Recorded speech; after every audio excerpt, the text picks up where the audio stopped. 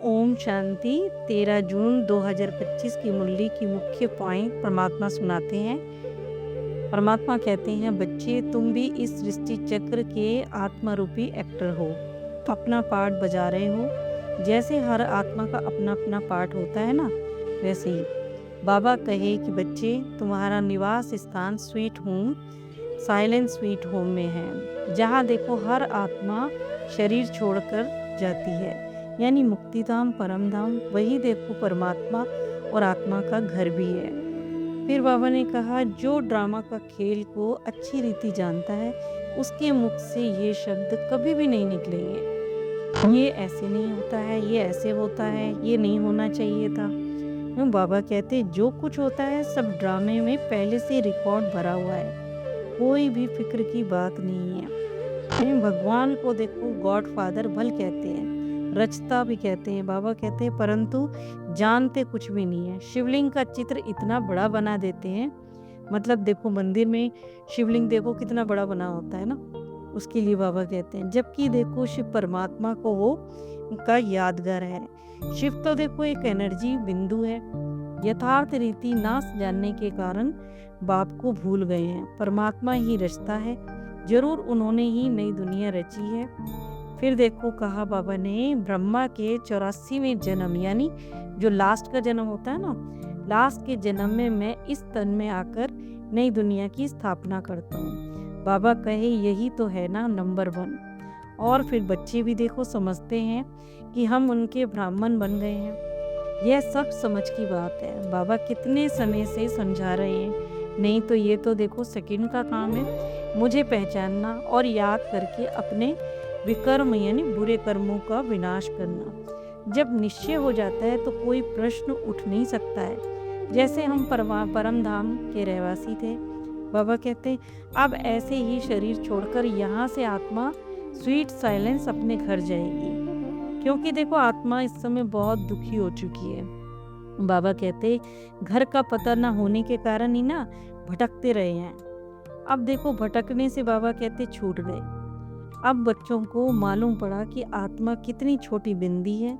ये भी वंडर है ना, जिसको कुदरत कहा जाता है। इतनी छोटी बिंदी में 84 जन्मों का पार्ट भरा हुआ है। आत्मा कोई नहीं, बाबा कहते थोड़ी आत्मा कोई नहीं, थोड़ी निकलती थोड़ी ना आत्मा, जो बाबा कहते हैं शरीर में प्रवेश करती है।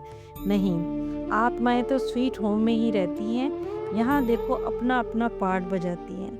यही खेल है। फिर कहा, ये सूरज चांद स्टार्स आदि क्या है? ये सब तो बाबा कहते बत्तियां हैं, जिसमें रात दिन का खेल चलता रहता है।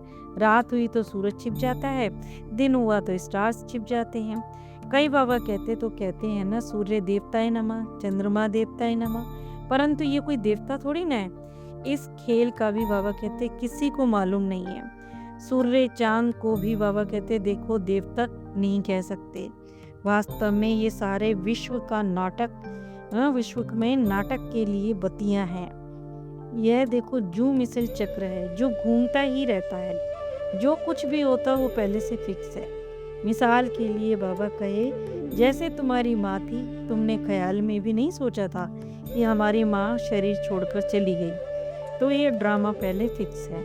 अब बाबा कहते वही आत्मा कहीं भी और दूसरा शरीर ले पार्ट बजा रही होगी ना। फिर बाबा ने कहा कि मेरे बच्चों की बुद्धि में है कि ये हार जीत का खेल चल रहा है, माया पर ही आधारित है। माया से हारे हार, माया से जीते जीत। ये गाते तो सब हैं, पर बाबा कहे कि ज्ञान जरा भी नहीं है। फिर कहा कि तुम जानते हो कि माया क्या चीज़ है?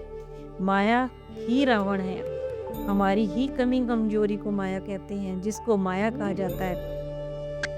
धन को बाबा कहते हैं, देखो लोग माया कह देते हैं। धन को तो फिर संपत्ति कहा जाता है, धन को माया नहीं कहेंगे। कहते हैं ना, इनके पास बहुत धन है, तो कह देते हैं कि माया का नशा है ना ऐसे। लेकिन देखो माया का नशा बाबा कहते क्या होता है? माया जीतने की कोशिश करती है, हम करते हैं। बाबा कहते इसमें कोई शक नहीं आना चाहिए, परंतु कच्ची अवस्था होने के कारण बीच में ही शक यानी संशय आ जाता है।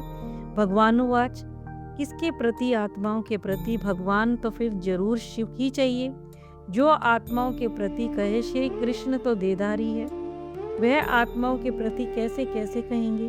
तुमको कोई देदारी ज्ञान नहीं सुनाता। तुम्हें तो शिव परमात्मा का तो फिर देखो शरीर है, शिव परमात्मा का तो शरीर है ही नहीं, और सबका शरीर होता है। जिनकी हम बाबा कहते पूजा करते हैं, उनको याद करना तो फिर बहुत सहज है। ब्रह्मा विष्णु शंकर ये भी बाबा कहते देवता है, एक शिव को ही भगवान कहेंगे, उनको शरीर नहीं है। जब देखो आत्माएं परम धाम में रहती हैं तो उनके पास शरीर नहीं होता। जब पृथ्वी पर पाठ बजाती हैं तो शरीर में आत्मा प्रवेश करती है। परमात्मा 5000 साल पहले भी आए थे, अब फिर देखो आए हैं। लोगों ने तो लाखों वर्ष का बाबा कहते कल्प बना दिया है, तो फिर आत्माएं अपने ही पिता परमात्मा को भूल गई हैं। ज्ञान तो देखो अनेक प्रकार का है, परंतु ज्ञान का सागर तो फिर परमात्मा ही है ना। अभी देखो नाटक पूरा होने को है, थोड़ा ही टाइम बाकी है।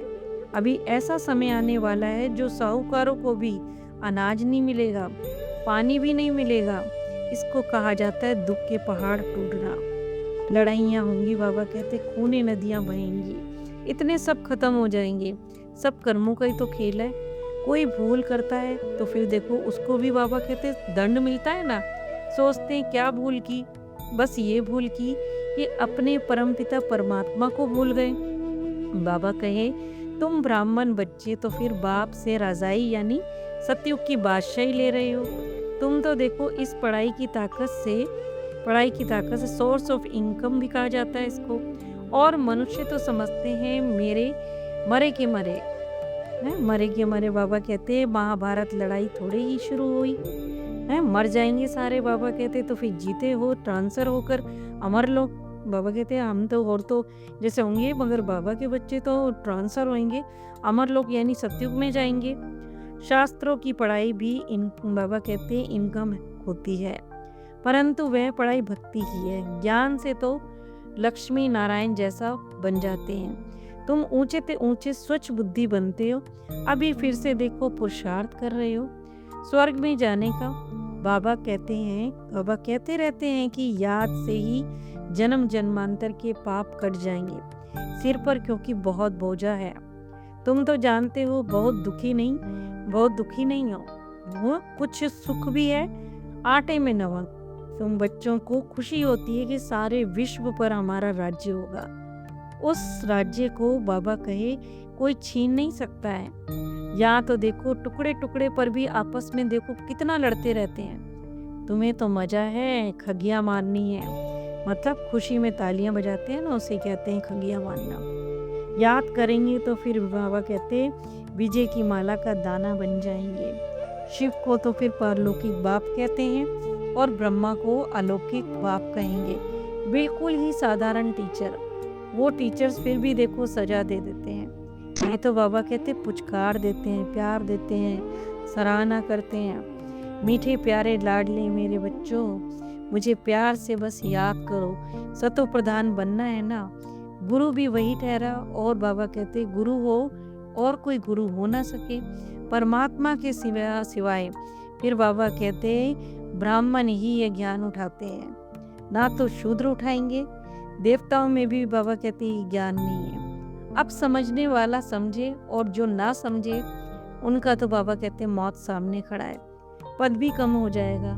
देखो स्कूल में अगर नहीं पढ़ते तो क्या होता है, पद कम हो जाता है ना। हम फिर से अपनी राजधानी में जा रहे हैं। ये पुरानी दुनिया तो खत्म हो जाएगी। अल्फ मैंने शिव बाबा, बे मैंने बादशाही। वरदान में बाबा ने कहा, बाबा कहे पीछे आने वाली आत्माएं थोड़े में ही राजी हो जाएंगी, क्योंकि उनका पाठ ही कना दाना लेने का है।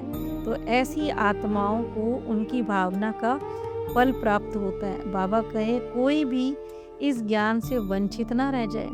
इसके लिए अभी से अपने में सर्व शक्तियाँ जमा करो। जब ही आप अपनी संपूर्ण पावरफुल महादानी स्टेज पर स्थित होंगे तो किसी भी आत्मा को अपने सहयोग से महादान देने के कर्तव्य के आधार से शुभ भावना का स्विच ऑन करते ही नज़र से निहाल कर दोगे। जैसे दृष्टि देते हैं ना किसी को, अपनी प्योर सतोप्रधान दृष्टि देते हैं, तो वो भी उसमें ट्रांसफ़र होती है, तो उसमें भी वो गुण आते हैं। स्लोगन में बाबा ने कहा, सदा ईश्वरीय मर्यादाओं पर चलेंगे, चलते ही रहो तो फिर मर्यादा पुरुषोत्तम बन जाएंगे। अच्छा, ओम शांति।